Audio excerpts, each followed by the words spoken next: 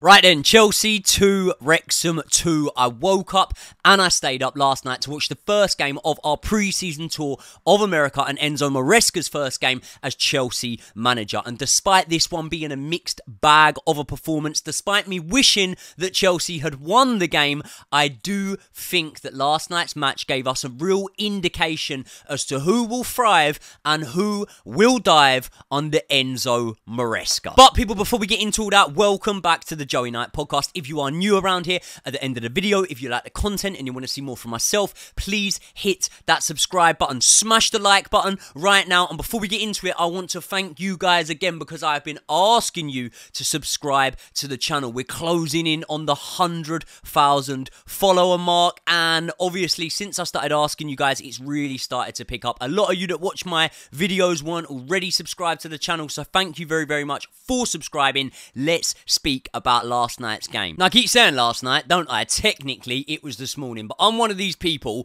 3 AM is not this morning, that is last night to me. This morning starts at around 7 AM, and to be honest, I've never really, apart from last season, been up that late at night to even be able to watch a Chelsea game, but I am committed, and I did want to watch it so that I could speak about it for you guys. And the starting lineup gave away a lot of indication for me as to where Maresca sees the players that he has at his disposal at this moment in time, because when you look at that starting lineup, for me, it was pretty much full strength. Obviously, this is how you can see on screen how the various sort of media outlets were reporting the lineup.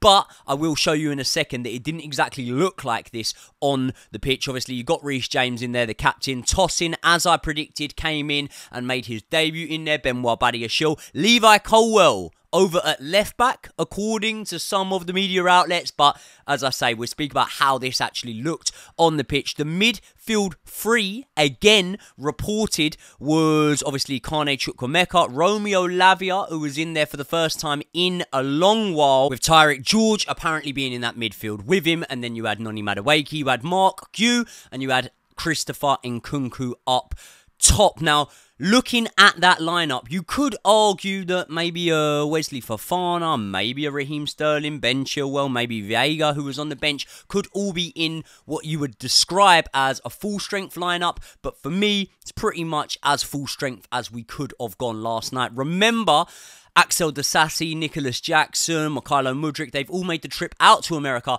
but they weren't actually available for this game. They weren't even on the bench for this one. Now, as I initially said, the apps and the websites that I usually use to get my starting 11 information, my lineup information, they were reporting it in the way that you can see on screen now. However, this is how I saw the lineup. So obviously a three at the back pretty much for most of the game. In possession, which we were in possession for a lot of it for the first half, that was what you were seeing with Badiashile at the base of that defence. Tosin one side of him, Levi Colwill the other side of him. And again, maybe Mauricio Pochettino is someone we have to thank for the fact that Levi Colwill actually looked quite comfortable, I should say, in that left centre-back position. Now, obviously, he is a left centre-back in a four at the back, but his little bit of time that he spent over at left back might make him a little bit more equipped when it is a back three to be playing in that left-hand sided role of the defence. Reece James, we heard Enzo Maresca speak about the fact that he had watched Reece James's games at Wigan, where predominantly he was used as a midfielder, and we obviously got our glimpse, our first glimpse, I should say, of Reece James playing in midfield for Chelsea. He was the inverted right back, I will stress. There were a couple of times, especially from kickoff maybe, where he was over at right back, but for the most part, we saw Reece James as a central midfielder. Alongside him was Romeo Lavia. And then, for me, this is how the shape looked. It looked like Kane Chukwuemeka was pushed further up, and maybe a little bit in front of those two in terms of Reece James and Romeo Lavia, maybe a little bit to the right of those two. And then quite wide, hugging the touchline almost, was Noni Madueke and Tyrick George. Now, obviously, Mark Gue through the middle. You can see that on the graphic here, I have got Christopher Nkunku just ahead there. But obviously in Enzo Maresca's press conference, we heard him describe Christopher Nkunku as a player that can play in a variety of positions and almost said that he could have a free role. In that first half, from kickoff, Christopher Nkunku did have a free roll because he was wandering all over the pitch for me. I never really saw him pinned down in one area, and I actually thought it was funny at half-time when I still checked the lineups on the various sites that I was looking at. They were saying that Christopher Nkunku was further ahead of Tyreek George. I can tell you definitively now, Christopher Nkunku was not further ahead of Tyreek George. As I say, he was hugging the touchline, and Christopher Nkunku was floating about, doing his thing, and almost had that free roll. Now, we've seen the lineups. Let's get into the game itself. But before we get into all that, I just want to take this opportunity to enlighten you, Mr.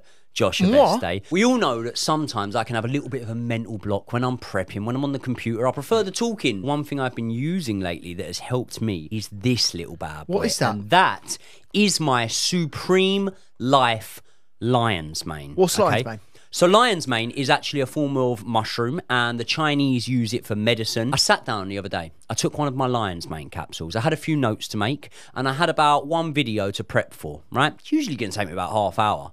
Within 20 minutes, I had prepped for 3 videos. My focus was off the charts. I'm taking them in capsule form at the moment, once, 3 times a day. I know a lot of people that struggle with taking paracetamol, things like that, tablets. If you're not into it, they don't just do it in capsule form. They do it in drops. They do it in gummy bears. We all like a gummy bear, don't we? What, so basically a sweetie? You can have a sweetie? Basically a sweetie. Weren't you talking about your recovery as well when you're training? I'm actually using the Supreme CBD for my recovery. When I come home from the gym, it's very hard to unwind and just chill. So I just take a couple of drops, actually. Not only does it give me a perfect night's sleep, right? But just like stress levels, anxiety, it can sound a bit silly, but just being a little bit better mentally equipped to take on the day. And there's no THC in any of that. So no you're THC. not getting high or no, anything. you're not getting high. No THC. THC is what would get you high. Whereas this just relaxes your body, soothes your mind, just gets you in a really good mental place. What about inflammation and things like that? Do you reckon it sort of like cools you down, like you deal with recovery better? It does it all. It does it all. I've actually got a link in the description to this video.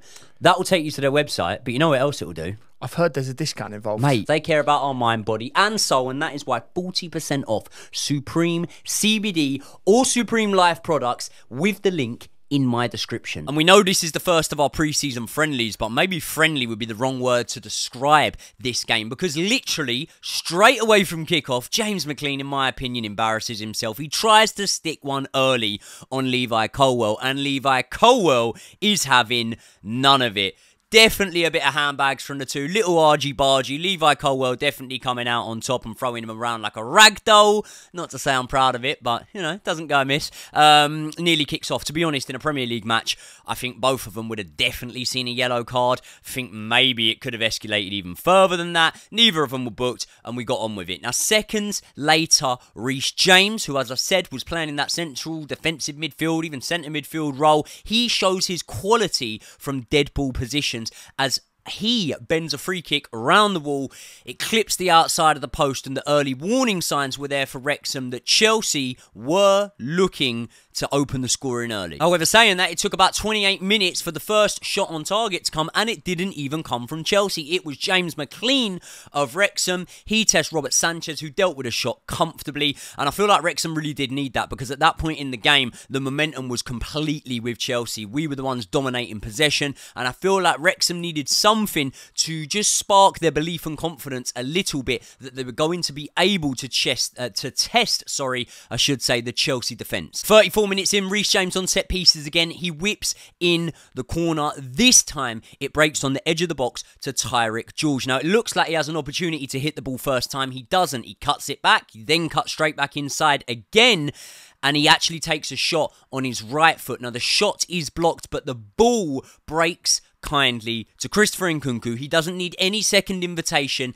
and he rifles one home into the Wrexham net, leaving Chelsea 1-0 up in this game. And as the first half finishes, I can't really see anything but us going out and putting a few more past Wrexham, because I understand that Wrexham are a decent side. You know, they do have momentum. They did beat Man United 3-1 in pre-season last season. Let me just slip that one in there. And obviously, they've already played this pre-season. This was their second game, meaning their intensity was a little bit more up to scratch from the first whistle than Chelsea's was. But intensity is a key word there, because Chelsea really started to spark into life after around the 20-minute mark. At first, we were getting caught in possession somewhat. Our passing looked a little bit off, a little bit slow at times. But as I say, once we found our feet after around 20 minutes, we became very, very dominant. We were knocking at the Wrexham door, and we did start to create a lot of chances. But as confident as I was, you have to remember it is pre-season, and Enzo Maresca will use pre-season to experiment, to rotate, and to use all of his players at his disposal,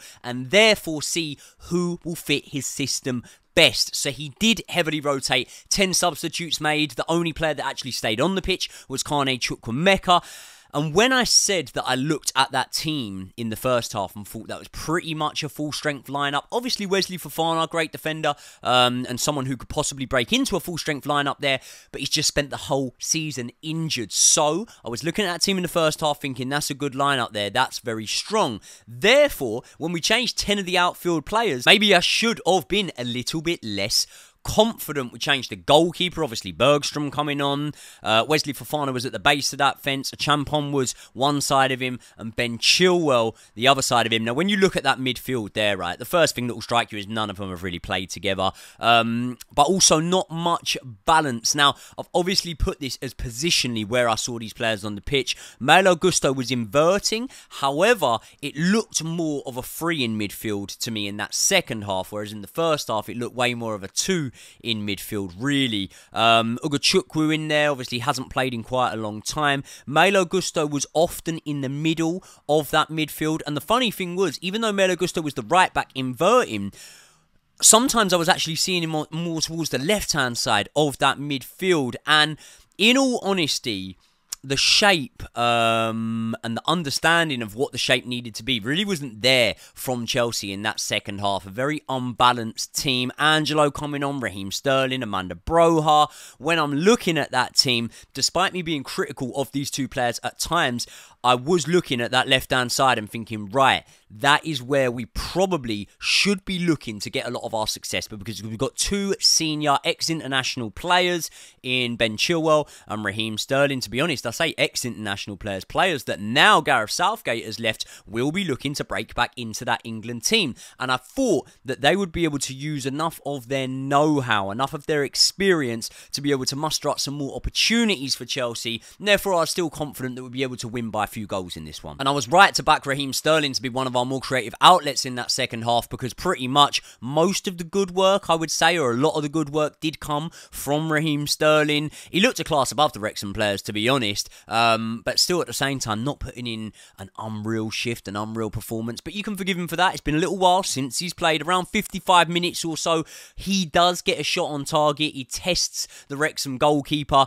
But the problem is, from that point, if I'm being completely honest, it was pretty much all downhill for Chelsea, in my opinion. You know, a few minutes later, Wrexham, against the run of play at the time, do equalise. Ugochukwu is caught on the ball. He's dispossessed. And in my opinion, I understand it's a pre-season friendly. Players are coming back from injury. They don't want to bust a gut and they don't want to risk injuring themselves. But at the same time, Ugochukwu would have been able to have applied a lot more pressure and maybe giving himself way more of an opportunity to win the ball back after he lost it. He doesn't get it back, and as Wrexham attack on us, they whip the ball into the box. Now, Wesley Fofana, again, another player coming back from injury, he lets his man get goal side.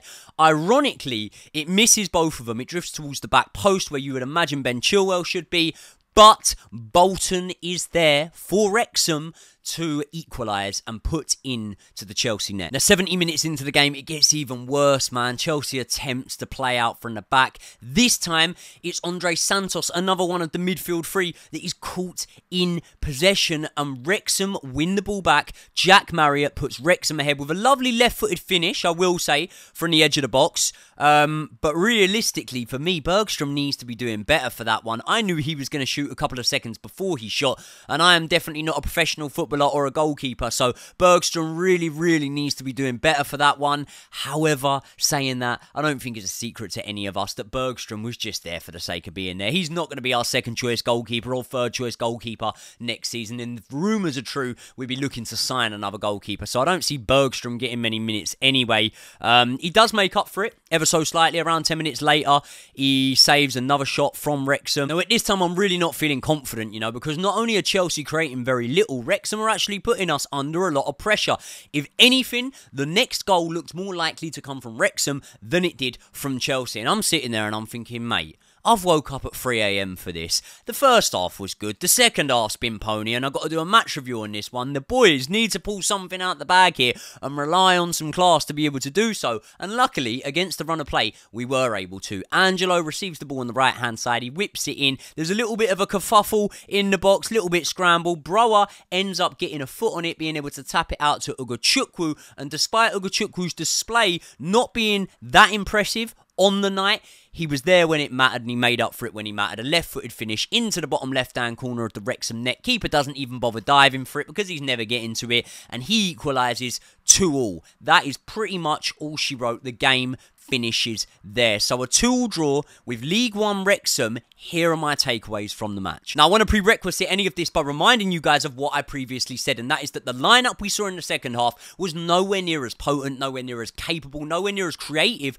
as the lineup that we had seen in the second half. And if I'm completely honest with you, probably 7 or 8 of those players out of the 11 that were on the field in the second half aren't players I would lose any sleep over if they weren't at Stamford Bridge for this Premier League season. But in terms of tactical analysis, number one, do not panic, because when you look at the goals we conceded, I would say that if we had Robert Sanchez in goal in the second half, if we had Georgi Petrovic in goal in that second half, I don't think we concede either of those goals. I think both of the goalkeepers that I just mentioned probably come for that ball that gets whipped along the box and everyone misses it, ends up at the back post and gets put in by Bolton. I think both of Sanchez and Petrovic probably come for that ball and get that ball. And I also think that shot-stopping ability, both Sanchez and Petrovic get a left hand to the shot that Bergstrom didn't. So both of those goals, realistically, I don't think go in if we had either our first or second choice, wherever you put the two of them, goalkeeper between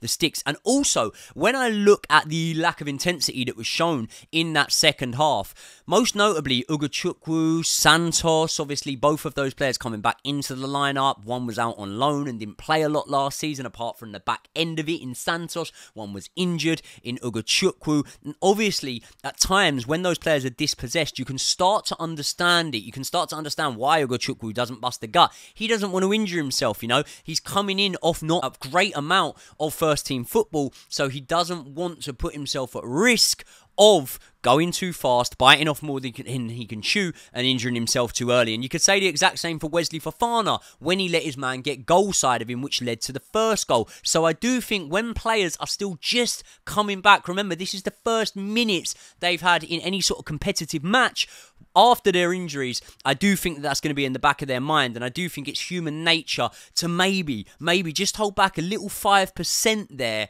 as to what they should do. Also, you've got to remember, for Wrexham, for their confidence, it'd be a massive scalp for them to be able to get a win over Chelsea as they did Man United last pre-season. So it would have meant more to them than it did to us. And we look at that midfield there, man. Honestly, none of you can tell me that that midfield has any balance to it. As I say, Malo Gusto didn't do a bad job in the inverting role, but I do feel like the men either side of him or wherever they were did not help him. In a nutshell, the shape in that second half was absolutely awful. And we also didn't have the same amount of width that we had in that first half, with the wingers hugging the touchline as much. Ugochukwu, Andre Santos, neither of them really shone in that second half. Angelo looked half decent when he got the opportunity to do anything, but he wasn't on the ball that much. As I say, Raheem Sterling probably being our most creative player, but to call Raheem Sterling our most creative player doesn't mean he was massively creative. It just means he was the best of them. And Amanda Broha up top, this is what we've got to speak about, you know. We went from having Mark Dew up top in the first half, who was wanting to chase down balls,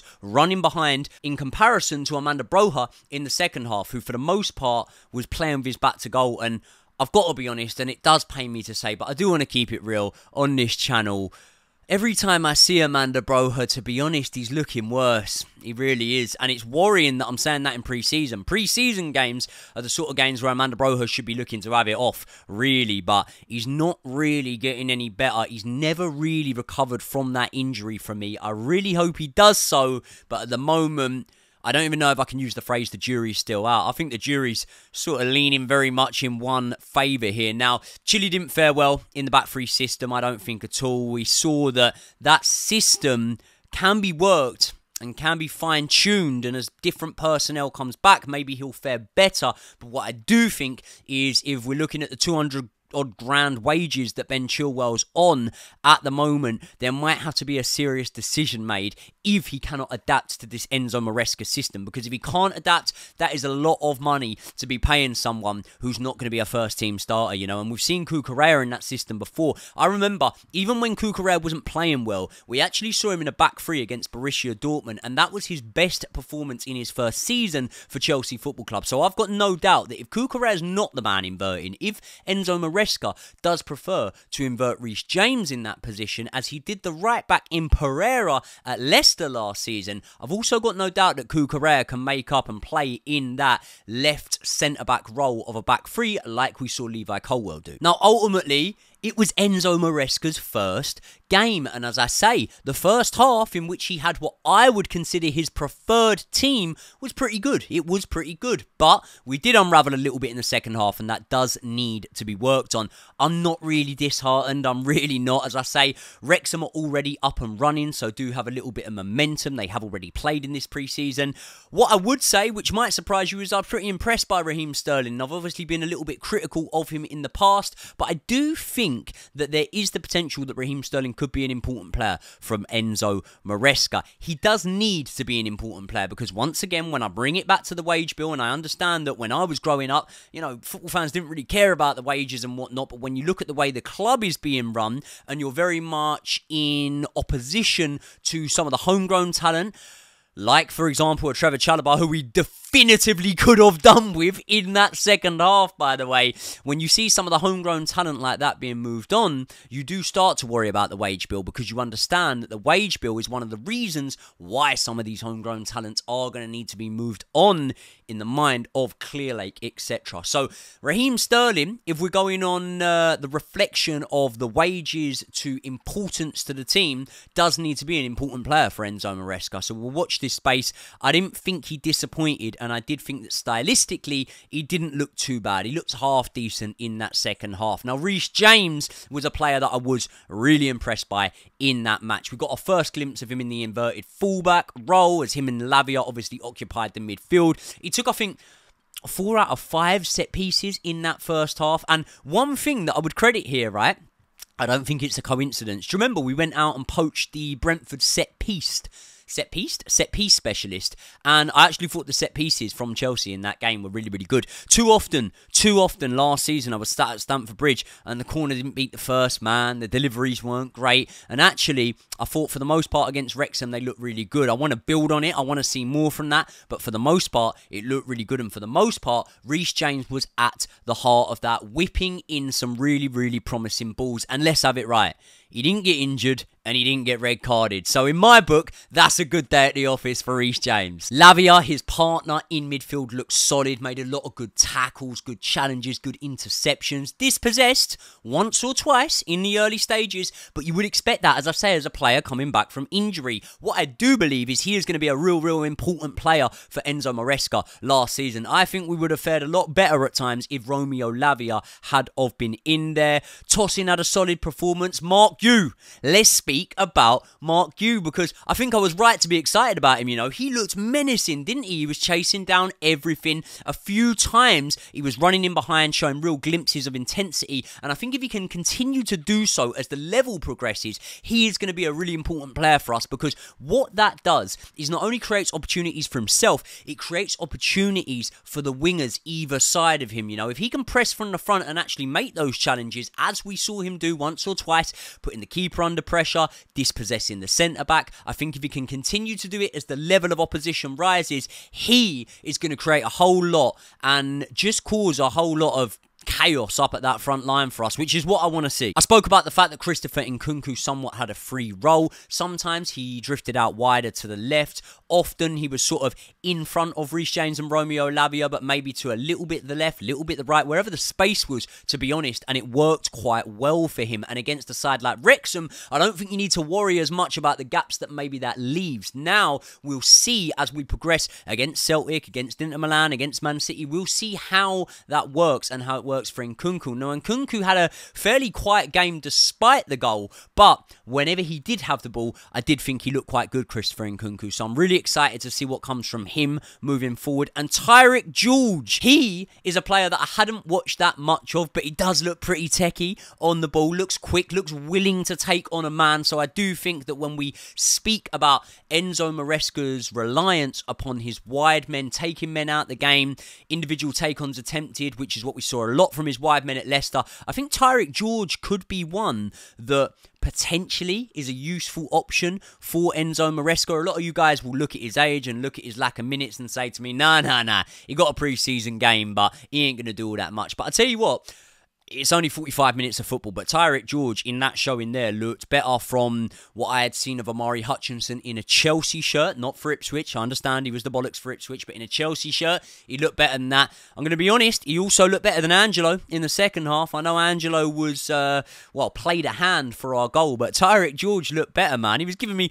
a little bit of Saka vibes over there, you know. 21 goal involvements in 34 games for the under-18s last season. So I'd be surprised if he breaks into the team and becomes a first team starter or anything like that. But as a player that comes on off the bench for us next season, I wouldn't rule out Tyrick George staying at Stamford Bridge and potentially playing a part for Enzo Maresca next season. So all in all, as I say, I would have loved a win, but as I've listed there, I do think there are many positives to take into the next game. We haven't got to wait long for that next game either, because 9 PM UK time on Saturday, we take on Celtic. I will be dropping a match preview for that one tomorrow, but before I do so, I really want to gauge your opinion. I want you guys to let me know in the comments section below what you thought of last night's game. Who impressed you? Did you stay up late to watch it? Will you be watching the Celtic match on Saturday night? And once again, I want to take this opportunity to thank you guys so much, man. The reaction to the recent videos on the channel has been overwhelming. I was really missing you guys, missing having something relevant to talk about with the football, at least something relevant that's more positive anyway. We're obviously going to see a lot more names that we didn't see the other day that will be featured in that game. I don't know whether it'll be too early for Nicholas Jackson, but you might see Mikhailo Mudryk in there. As far as I know, he's not injured, and you might see a couple of other guys start to join up with the squad. We're being told that Enzo Fernandez is going to be joining up with the squad on the 29th. Now, me and Josh Aveste actually recorded a piece on Enzo Fernandez and how he's going to fit in under Enzo Maresca, and obviously speaking about the controversies that have followed him throughout the international break. I was going to drop that tomorrow. However, I think I'm now going to drop that on Saturday, because I think tomorrow I'm going to have to put out the Celtic preview, give you guys a chance to watch it and a chance for it to circulate before Saturday's game, which means you are going to get content every single day from me. And if that is not a good enough reason to smash the like button right now, I don't know what is. Also, I've asked you already at the top of the video, but please, if you haven't done it by now, please subscribe to the channel. It helps me out more than you can imagine. And one thing that would be really useful for me, if you can, don't feel you have to do it, but if you want to go that extra mile and show some love, hit the bell wherever it is on the screen, because then you get a notification every time one of my videos goes live. Let me know your thoughts in the comments, and I will see you all in the next one.